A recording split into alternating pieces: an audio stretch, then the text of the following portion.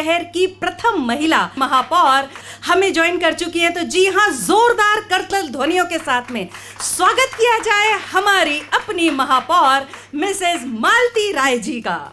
आज मुझे यहाँ पर बुलाने वाली मेरी बहन श्रीमती प्रीति त्रिपाठी जी और यहाँ मुझे आशीर्वाद देने के लिए बैठे हुए हैं परम सम्मान्य श्रीधर कपूर जी और हमारे कोठारी जी भी बैठे हुए हैं और बहुत सारे सामने दर्शक दीर्घा में भी यहाँ पर मेरे भाई और बहनें बैठे हुए हैं। अपूर्वा जी संचालन कर रही हैं। मेरे से पहले भी बहुत देर से आपकी 12 बजे से आपका कार्यक्रम शुरू हुआ है और लगभग 3 बज गए, मुझे लगता समापन पे रही है। मैडम के फ़ोन 12:30 बजे से बराबर आ रहे थे, लेकिन कार्यक्रम इतने थे और वो कार्यक्रम कुछ ही समय के थे, इसलिए मुझे वहाँ पर पहुँचना पड़ा। लेकिन मुझसे अपेक्षाएं रखी गई हैं, तो मैं आपको बताना चाहती हूँ कि जिस दिन मैंने चुनाव लड़ने का भारतीय जनता पार्टी ने झंडा हाथ में दिया था कि प्रत्याशी बनकर तुम जाओ और भारतीय जनता पार्टी के रूप में भोपाल की महापौर बनकर और भोपाल को जनता की सेवा करने का अवसर मुझे मिला और जनता ने भी मुझे भरपूर आशीर्वाद देकर अपना सेवा करने का अवसर भी दिया। आज 1 जून है और 1 महीने बाद मुझे 3 साल पूरे हो जाएंगे और मैंने प्रयास किया है कि भोपाल को एक नई ऊंचाइयों तक पहुंचा सकूं। मेरा सपना रहा कि छोटी छोटी समस्याओं के लिए भोपाल की जनता को नगर निगम के दरवाजे तक नहीं आना पड़े, उनको परेशान ना होना पड़े। क्योंकि मुझे पता है, जब मैं पार्षद थी 2004 से 9 तक, तब मैंने देखा था बहुत छोटी समस्याओं के लिए जनता को नगर निगम के ऑफिस आना पड़ता था। जनता इतनी सीधी सच्ची रहती है कि उसे ये नहीं पता रहता कि यदि सीवेज की कंप्लेंट करना है तो किसको करना है, सफाई की करना तो किसे करना है, टैक्स से संबंधित करना तो किसे करना। वो तो नगर निगम के ऑफिस में जाकर और खड़े हो जाते थे और अपनी शिकायत बताते थे और बहुत देर तक उनको खड़े रहना पड़ता था। बहुत देर बाद उनकी रजिस्टर में शिकायत होती थी, दर्ज होती थी, फिर हुई नहीं हुई, ये लंबा सिलसिला मैंने देखा था। और इसीलिए चुनाव लड़ते हुए मैंने संकल्प लिया था कि यदि भोपाल की जनता ने अवसर दिया तो छोटे कामों को लेकर भोपाल की जनता को नगर निगम, जोन कार्यालय या वार्ड कार्यालय तक नहीं आना पड़ेगा, ऐसी मैं व्यवस्था करूँगी। और मैंने वो व्यवस्था की। 1 जनवरी 2023 को महापौर हेल्पलाइन मैंने चालू की और महापौर हेल्पलाइन का नंबर है 155304, ये नंबर है। और उस नंबर के 1 जनवरी 2023 से आज 2025 में मैं खड़े हूँ और हर मंगलवार को मैं स्वयं जाकर और वहाँ बैठकर अपनी समीक्षा करती हूँ कि किस डिपार्टमेंट की कितनी शिकायतें आई हैं, कितनी क्लियर हो गई है, किस कारण से वो शिकायतें जो रुकी हुई हैं, पाइपलाइन में है, वो क्यों रुकी हैं। और आपको बताना चाहती हूँ 1 जनवरी 2023 से और आज दिनांक तक 1,87,000 शिकायतें भोपाल के उस महापौर हेल्पलाइन पर रजिस्टर्ड हो गई हैं और लगभग 1,85,000 से ज़्यादा शिकायतें दर्ज जो हुई थी वो क्लियर हो गई हैं। 2 से 2,500 शिकायतें जो क्लियर नहीं हो पा रही हैं, उसका भी कारण है। जैसे भोपाल में एक बहुत बड़ी समस्या है डॉग की यदि एक बार किसी ने शिकायत दर्ज कर दी तो वो व्यक्ति ये चाहता है कि हमने यदि शिकायत दी है महापौर हेल्पलाइन पर तो ये डॉग डबल से हमारी कॉलोनी में, हमारे एरिया में नहीं आना चाहिए। लेकिन शिकायत तो दर्ज हो जाती है और नगर निगम का नियम है कि शिकायत होने के बाद वो डॉग को लेकर जाते हैं, उसकी नसबंदी करवाते हैं, 5 दिन रखते हैं और 5 दिन बाद उसे उसी कॉलोनी में वापस छोड़ना पड़ता है, क्योंकि मजबूरी है, उसको छोड़ना पड़ेगा। तो इसलिए जनता कहती है कि नहीं, आपने वापस छोड़ दिया, इसलिए हम ये शिकायत को कंफर्म नहीं मानेंगे कि हमारी क्लियर हुई है। ऐसी शिकायतें लगभग 2 से 2100-2200 ऐसी रह गई हैं, बाकी का क्लियर हो गया है। और इसी तरह से मैं स्वयं भी स्कूल का संचालन करती हूँ, तो इसलिए मैंने सोचा था कि बच्चों की पढ़ाई के लिए बाहर के बच्चे भी भोपाल में पढ़ने के लिए आते हैं, और जब वो कोचिंग वगैरह करते हैं तो उनको कोचिंगों में काफ़ी लंबी राशि देना पड़ती है, और कुछ ना कुछ व्यवस्था करके और भोपाल की जनता में, भोपाल में युवा पीढ़ी को कोचिंग के माध्यम से पढ़ाई की सुविधा देने का मैंने प्रयास किया। और भोपाल नगर निगम की 6 लाइब्रेरी हमने संचालित की, और 6 लाइब्रेरियों में आपको बताना चाहूँगी पूरी तरह से आधुनिक लाइब्रेरी बनाई हमने, बाकायदा एसी वगैरह, एक लाइब्रेरी में तो एसी लाइब्रेरी बनाई है, उसमें हमने वाईफाई कनेक्शन भी दिया है। एक बार में लगभग 50 से 60 बच्चे बैठकर और अपनी पढ़ाई कर सकते हैं, इतनी बड़ी लाइब्रेरी है। सुबह 8 बजे से शाम को 8 बजे तक संचालित रहती है, और उसकी मात्र 50 रुपये महीना फ़ीस लगती है। और उस लाइब्रेरी में पढ़ने के बाद अशोका गार्डन की भारती साहू यूपीएससी की पिछले बार की एग्ज़ाम उसने क्लियर भी किया। और इसी तरह से मैंने समय समय पर वहाँ जाकर बच्चों के बीच बैठकर और उनके नए राइटर की बुक, उनको कौन सी आईएएस आईपीएस के लिए बुकों की आवश्यकता है, उनको मैं उपलब्ध करवाती हूँ। ये मेरा एक बहुत बड़ा सपना था कि युवा पीढ़ी को पढ़ाई करने के लिए मैं सहयोग करूँ। इसी तरह से रानी कमलापति और राजा भोज भोपाल की धरोहर है। भोपाल जिनके नाम से है, राजा भोज के नाम से, वो युवा पीढ़ी पहचान सके कि राजा भोज क्या थे, रानी कमलापति कौन थी। तो उनके लिए हमने एक संग्रहालय बनाया। लाइब्रेरी के पीछे ही 1-2 कमरों में काफ़ी बड़े बड़े हॉल हैं, उसमें उनके चित्रों को लगाकर कुछ जानकारियाँ बच्चों को देने का प्रयास किया है, ताकि हमारे युवा पीढ़ी, जो नई पीढ़ी आ रही है, वो जान सके कि राजा भोज कौन थे और रानी कमलापति कौन थी।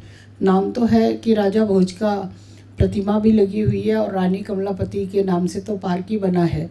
तो इस तरह का भी हमने प्रयास किया है। निश्चित ही भोपाल की जनता चाहती है कि भोपाल उन ऊंचाइयों को छुए जिस ऊंचाइयों की कल्पना आपके मनों में रहती है। लेकिन मेरा भोपाल की जनता से एक आग्रह है, जब तक हम इस भोपाल को, हमारा भोपाल, अपना भोपाल, इसकी जगह पे मेरा भोपाल जब तक उपयोग नहीं करेंगे, तब तक हम भोपाल की विधा को बदलने में सफल नहीं हो पाएंगे। जिस दिन हर व्यक्ति के मन में ये बात आ जाएगी कि ये मेरा भोपाल है, मेरे भोपाल को स्वच्छता में आगे बढ़ना चाहिए, ग्रीनरी में आगे बढ़ना चाहिए, मेरे भोपाल को मेट्रो सिटी में आगे बढ़ना चाहिए, मेरे भोपाल को एजुकेशन में आगे बढ़ना चाहिए, मेरे भोपाल को लेखनी में आगे बढ़ना चाहिए, तब तक कोई भी जनप्रतिनिधि, कोई भी प्रशासन, किसी का कितना भी संकल्पित हो जाए, उसको करने में परेशानी होगी। और जिस दिन जनता चाह लेगी कि ये मेरा भोपाल है, मेरे भोपाल को आप इस तरह की सुविधा दिलाइए, आप शासन से लीजिए, प्रशासन से लीजिए, राज्य सरकार से लीजिए, केंद्र सरकार से लीजिए, लेकिन आप मेरे भोपाल को मेट्रो सिटी बनाइए, आप मेरे भोपाल को सौंदर्यीकरण में, 7 तालाब हैं भोपाल के, 7 तालाबों को सौंदर्यीकरण में करें। 45 बावड़ियाँ हैं। अभी आपने कुछ दिन पहले देखा भी होगा टीवी के माध्यम से कि हमारे माननीय मुख्यमंत्री ने जाकर 200 साल पुरानी भोपाल की जो बावड़ी दबी हुई थी, उसको नगर निगम ने साफ़ किया, उसको क्लीन किया और भोपाल की धरोहर बनाने का हमने प्रयास किया। ऐसे गोलघर, जो पुराने भोपाल में एक इमारत बनी हुई थी गोलघर के नाम पर, लोग जानते थे कि गोलघर एरिया है, लेकिन किसी को ये नहीं पता था कि ये गोलघर क्या है। उसको भी हमने सौंदर्यीकरण करके, और वहाँ पर जो हमारी बहनें अपना घर बैठे व्यवसाय करती हैं, उनको वहाँ पर स्थान देने का प्रयास किया है कि वो वहाँ आकर समय समय पर एक मेला लगाकर उसका उपयोग कर सके, और हमारी जो धरोहर है, उस धरोहर को भोपाल की नई पीढ़ी जो आने वाली है उसको हम बता सके। इसी तरह से आज गौरव दिवस है। गौरव दिवस हम क्यों मनाते हैं? ये हमारी युवा पीढ़ी को, नई आने वाली पीढ़ी को पता चल सके कि देश तो आज़ाद 1947 में हो गया था, लेकिन कहीं न कहीं भोपाल की जो बेड़ियां हैं वो 1947 में नहीं कट पाई थी। 1 जून 1949 में भोपाल को विलीनीकरण में आज़ादी मिली थी। ये भोपाल की नई युवा पीढ़ी को पता चल सके, इसलिए भोपाल का जो हमीदिया के पास में गेट बना हुआ है वहाँ पर उसकी स्मृति में आज पुष्पांजलि करके, और जो पुराना पोस्ट ऑफिस है वो पोस्ट ऑफिस, उस पोस्ट ऑफिस में जैसे ही पोस्टमैन को पता चला 1947 में कि देश आज़ाद हो गया और उन्होंने वहाँ पर तिरंगा लहरा दिया, तो नवाब हमीदुल्ला ने उनको बुलाकर गिरफ्तार कर लिया और तिरंगे को उनके सैनिकों ने पैर से कुचला। ये भोपाल के आने वाली पीढ़ियों को पता चल सके। और उसके बाद यहाँ के जो हमारे भोपाल के बलिदानी हैं, चाहे रतन जी कहे, चाहे हमारे डॉक्टर शंकर दयाल शर्मा जी कहे, चाहे उद्धव दास मेहता जी कहे, इन सब ने योजनाबद्ध तरीके से नवाबों से भोपाल को आज़ादी मिल सके, क्योंकि उनका उद्देश्य था कि ये इस विरासत को हम पाकिस्तान में मिला सके। उन्होंने कहीं न कहीं इस बलिदान को देकर और भोपाल को आज़ादी दिलाई, नवाबों से आज़ादी दिलाई, तो ये पीढ़ी को पता चल सके। और इसीलिए पुराना पोस्ट ऑफिस जो है, उस पोस्ट ऑफिस के बाद पास ही हर साल हम वहाँ जाकर झंडा वंदन आज की तारीख में करते हैं। कई कार्यक्रम होना चाहिए। गौरव दिवस बच्चों को पता चलना चाहिए। बहुत सारे लोगों को तो गौरव दिवस की आज आज़ादी मिली थी ये जानकारी नहीं है, लेकिन कहीं ना कहीं भोपाल नगर निगम अपनी योजनाबद्ध तरीके से करती है। सुबह भी हमने वोट क्लब पर जाकर युवा पीढ़ी को इकट्ठा करके मेडिटेशन, जुम्बा और उनकी अनेक गतिविधियों को लेकर बॉल पेंटिंग भी करवाई, पेंटिंग प्रतियोगिता करवाई, कई अनेक कार्यक्रम करवाए, ताकि युवा पीढ़ी जुड़े और युवा पीढ़ी को ये एहसास हो कि ये मेरा भोपाल है, और उस मेरे भोपाल की भावना को हम जनता के बीच में रख सके, जनता के मन में रख सके, ऐसा हम प्रयास करते हैं। और निश्चित ही आप सबका आशीर्वाद रहा तो प्रयास मेरा रहेगा कि भोपाल को देश के पटल पर एक बार भोपाल का नाम आ सके। मेरा ये प्रयास है और आप सबका सहयोग रहा, आप सबका मार्गदर्शन मिलेगा। मैंने तो चुनाव में भी कहा था कि जिस दिन नगर निगम का ऑफिस रहेगा वो जनता के लिए रहेगा, वहाँ पर जनता समस्या और समाधान दोनों लेकर आएंगी और मैं दोनों पर प्रयास करूंगी कि उनको मैं पूरा कर सकूं। मंच पर वरिष्ठ भी बैठे हुए हैं, मेरा आपसे भी आग्रह है कि आपके सुझाव के माध्यम से हम बैठकर, केवल हम किसी कार्यक्रम में नहीं, हम अलग से टेबल पर बैठकर और प्लानिंग करें कि हम भोपाल के लिए इस तरह की योजना बनाएं और इस पर हम काम करें। यही मेरी अपेक्षा है। आप सब ने मुझे यहाँ बुलाया, इसके लिए मैं धन्यवाद करती हूँ। बहुत बहुत शुक्रिया। पूरी दुनिया में जो विजन का जो ट्रस्टी होता है पूरी दुनिया में, वो मेयर होता है। आज हमने जो 3 मुद्दे मेन उठाए थे वो आपको जस्ट एक पॉइंट में गिना देता हूँ। एक हमने कि भोपाल वेटलैंड सिटी बने, रामसर सिटी तो है ही। दूसरा सबसे बड़ी बात थी प्रोफेसर्स कॉलोनी में जो कलेक्ट्रेट बन रही है उसके बारे में हमारे कुछ विषय हैं और उसका विकल्प 15 विकल्प हमने दिए हुए हैं और चीज़ें दी हैं।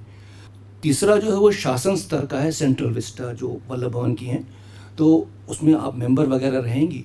तो अगर भोपाल की कोई 2 चीज़ें बचानी हो तो सिर्फ आपसे निवेदन है कि हमारी स्काईलाइन और शोर लाइन, कि जो भी बिल्डिंग हो उसका जो टॉप हो वो हमारे वल्लभ भवन से ऊपर ना हो, वो उसको उस तरह की बात है। एक और शोर लाइन की तो बात चली रही, तो सारा डिटेल बन जाएगा। तो आपसे एक छोटा सा वायदा चाहते हैं कि 1 नवंबर हमारा फॉर्मेशन डे है और भोपाल कैपिटल फॉर्मेशन डे भी है, मध्य प्रदेश दिवस भी है। तो 1 नवंबर के आगे पीछे या 1 नवंबर को जब ये ड्राफ्ट बन जाएगा तो आप वायदा करें कि आप आके रिलीज़ करेंगे। और एक छोटी सी डिमांड और है कि जो यहाँ से उठ के आई है, आपकी बातों से निकल के आई, कि एक भोपाल परिक्रमा का प्लान बहुत समय से बना रहे हैं। तो एक भोपाल की परिक्रमा अगर यूथ कर सकें, ऐसा कुछ सर्किट बन सके, ऐसे बहुत से यूथ जुड़ना चाहते हैं, तो अगर ऐसा कुछ नगर निगम करा सके तो निश्चित ही आपने मेरे से जो अपेक्षा रखी है, मैं आपको आप अलग से अपन बैठ जाते हैं, आपकी प्लानिंग क्या है, तो अपन निश्चित ही उसे बैठकर पूरा करने का हम प्रयास करेंगे। और आपकी जो अपेक्षाएं हैं एक बार अपन बैठकर और प्लानिंग कर लेंगे। और मैं तो चाहती हूँ कि सभी सहयोगियों के साथ में मिलकर और भोपाल में, मेरे भोपाल को कुछ कर सकूँ।